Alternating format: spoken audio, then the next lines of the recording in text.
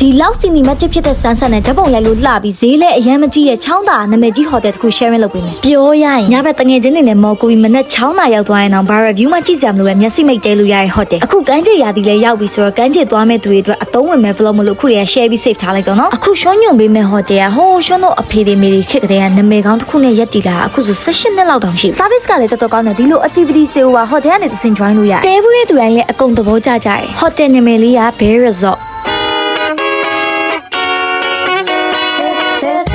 ဒါရှုံးလို့ယူထားရဲ့ CPU ခန်းတော်တော်ကျယ်တယ်။အဲ့ဒါဟိုဘက်ခန်းနဲ့နှစ်ဆလောက်ကျယ်။နှစ်ဆလောက်ကျယ်ပြီးကျွန်တော် family လာမယ်ဆိုရင်ရမ်းစင်ပြေ။အိတ်စာကထိုးပြီးတော့သုံးယောက်နေကြရဲကွာ။ညာ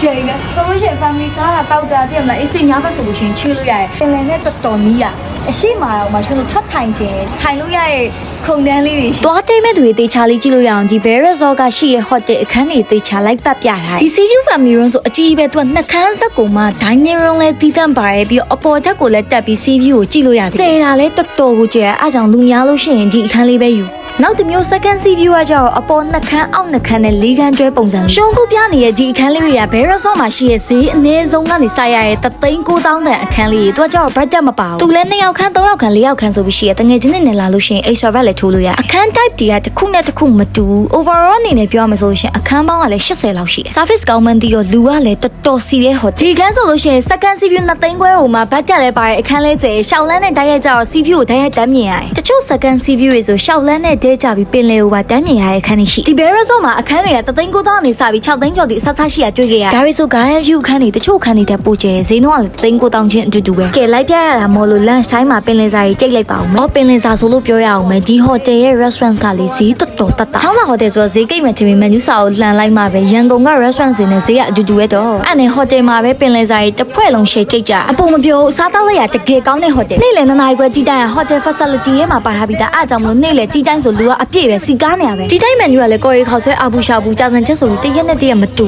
ရေကူးကန်ကြီးကလည်းအကျယ်ကြီးဟိုမှာပင်လယ်နဲ့တပြေးတယ်ပြီးတော့ကမ်းခြေသွားရင်ဒါမျိုးရေကူးကန်ခမိုင်းမိုက်ပါရဲ့ hotel အမေးများလို့ sharing လုပ်ပေးလိုက်တာ hotel ကပင်လယ်နဲ့အရင်ကြီးကိုခဏခဏလည်းဆင်းဆော့ပြစ်တယ်တစ်ဖွဲ့လုံးကတိတ်တော့မဆော့ရှာပါဘူးတနေ့ကုန်စားရသမျှ6နေအောင်ဆော့ပြစ်တာ hotel ကနေတန်းထွက်လိုက်တာနဲ့ပင်လယ်ပဲပြီးတော့ lighting တော်တော်ကောင်းတယ်အဲ့တော့ဓာတ်ပုံရိုက်လို့မလှမှာမပူနဲ့နောက်ထပ်သူရဲ့ service ကိုဘာကြိုက်လဲဆိုရှွန်းလို့လိုမြင်းစီစပိန်စီဘနာနာဘူးစီဖို့အတွက်ကိုယ်တိုင်လိုက်ရှာနေကြမလို့ hotel ကနေပြောလိုက်လို့ရှိရင်သူတို့ကနေစီစဉ်ပေးရကမ်းခြေသွားရင်ရွေချက်ကများများဆဆတိတ်မရှိဘူးစီဖူရဲ့အများကြီးစားဖို့ကပထမပုံရိုက်ဖို့ကပထမကျန်တာတိတ်မစင်စားဘူးဟုတ်တယ်မလားအဲ့တော့အဝေးကြီးသွားစရာမလိုဘဲနဲ့ဒီလောက်လှတဲ့ဆန်းဆက်နဲ့ဓာတ်ပုံရိုက်လို့ရရတဲ့နေတဝက်လောက်ကတန်းနေပြီဒီဟာအခု Bear Resort Hotel ရှိနေမြင်ရတဲ့ဆန်းဆက်နော်ကမ်းခြေရောက်ရင်ကြုံမှုလားမသိတချို့နေရာတွေ lighting gas အရန်ဖြစ်လုံးလုံးဓာတ်ပုံရိုက်ရင်မနှောပြရလူစီရောညဘက်လည်းဒီလိုစီစီကကပါပဲအမေတို့ဖေတို့နဲ့လာခဲ့တဲ့အခောက်ကူအောင်ပြန်လွှမ်းသွားတယ်ပထမရက်ကဒင်နာဆိုင်နဲ့အပေါ်ထဲမှာဘာရှိရောအဲ့ဘာကနေကော်တီမှာတောက်လိုက်ရောသဘောကျတာဘာမှဆဆတော်တော်အရသာရှိပြီးပိုရှင်းလဲများရဲ့ဈေးလဲတန်တယ်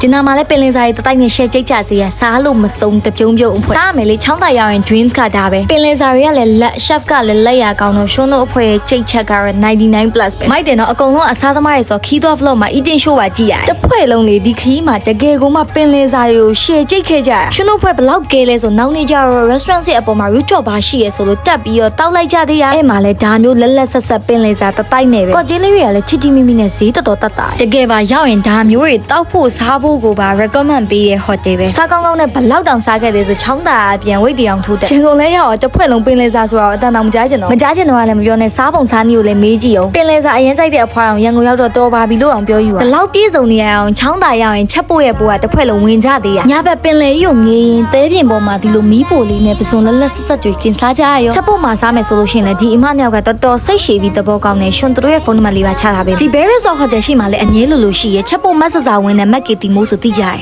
်မျိုးလုံးနှလုံးပွင့်တာနဲ့စားတဲ့အဖွဲရဆိုတော့ရန်ကုန်မှာဘလောက်အေးရချနောက်ကြခရီးသွားလို့ရှိရင် breakfast ကိုရအောင်ချစားရခင်းနာကလည်းစုံနေ taste တွေလည်း fine နေပြောရရင်တနေကုန်ရဲ့ energy ကမနက်စာမှာသွားဥတီရဲဆိုတော့မနက်စာများများစားပါညောင်းညာကြိုက်ခဲနေတဲ့သူတွေအတွက်လည်းဒီ Bear Resort မှာ spa လည်းရှိရတွေ့ခဲ့တဲ့ဖွဲ့လုံးကမြင်းနာနည်းနည်းလက်လွန်သွားလို့ပြန်နေရမှာ spa ဝင်နှိပ်လိုက်သေးတယ်ဒါကတော့ hotel environment ကိုကြည့်ဖို့ထည့်ပေးတာရှင်သွားကြည့်ခဲ့တဲ့ experience ရဆိုလို့ရှိရင်ကူကန်လည်း fine နေဂါးလေးလည်းလှရဲအစားတောက်လည်းကောင်းတယ် review တွေ live ဖက်ကြည့်ရောလဲ hotel လေးကတန့်နေ service ကောင်းနေဆိုပြီးနာမည်တော်တော်ကြီးရဲ့ hotel ရွေးမှန်တော့စိတ်ချမ်းသာခဲ့ရတဲ့ခီးစဉ်လေးမို့လို့ပြန်ပြီး sharing လုပ်ပေးလိုက်ပါတယ်အဲ့တော့ကျမရဲ့ချောင်းသာ travel vlog လေးကတော့ဒီလောက်ပါပဲကျွန်တော်ဒီ Bear Resort မှာတဲမယ်ဆိုလို့ရှိရင်ကြိုပြီးပိုကင်းလောက်ထားဖို့မမေ့နဲ့နော်သူကအခန်းနေပြေးတာမြန်လို့အားလုံးပဲအဆင်ပြေကြပါစေရှင်